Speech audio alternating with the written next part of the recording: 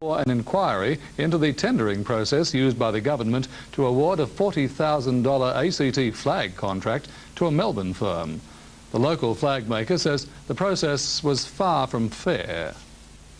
Manager of the Australian flag company, Hans van der Zandt, says he's a legitimate complaint about the government's tendering process. According to Mr van der Zandt, the fact that he lost the flag contract to a Melbourne firm has nothing to do with his criticism of the government. They called tenders in the first place, and then I found out 3 weeks later that after we put our tender in, that they were still calling for tenders again with other companies. Hans says there should have been a closing date for all quotes to be lodged. He also questions the confidentiality of the government's tendering process, saying quotes were accepted by fax. There's normally a closure date on it, and it's got to be in a tender box, in a disclosed box where everything is done, and at 2 o'clock on that same day or whatever, all the tenders will be opened up, and then the lowest will get it.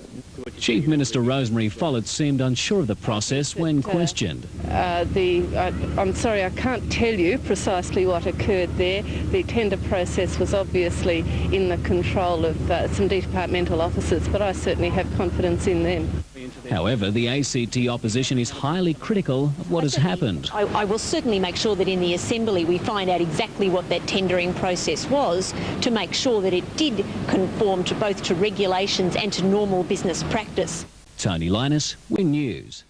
Contract to supply the first batch of the Territory's new flag claimed today it had operated strictly by the book.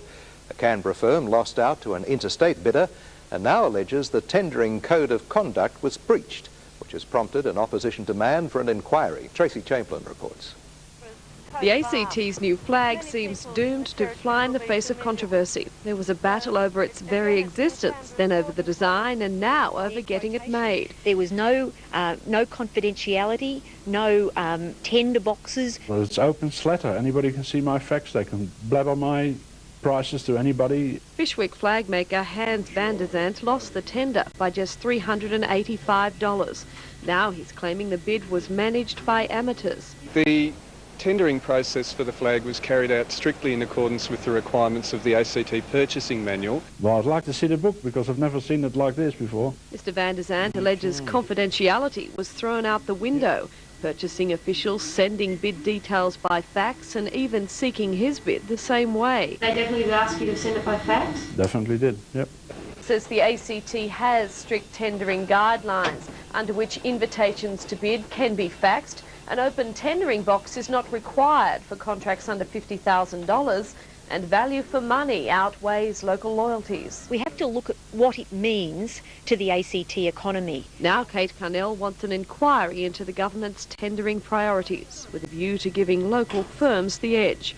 Tracy Chamberlain, Prime News. The defensive end of the game will decide the issue. Just prior to tip-off, the Cannons will honour 2 of their all-time greats, Phil Smythe and Herb McGeechan, who racked up more than 20 years' service between them. 2 giant singlets will hang from the palace ceiling with the numbers never to be used again.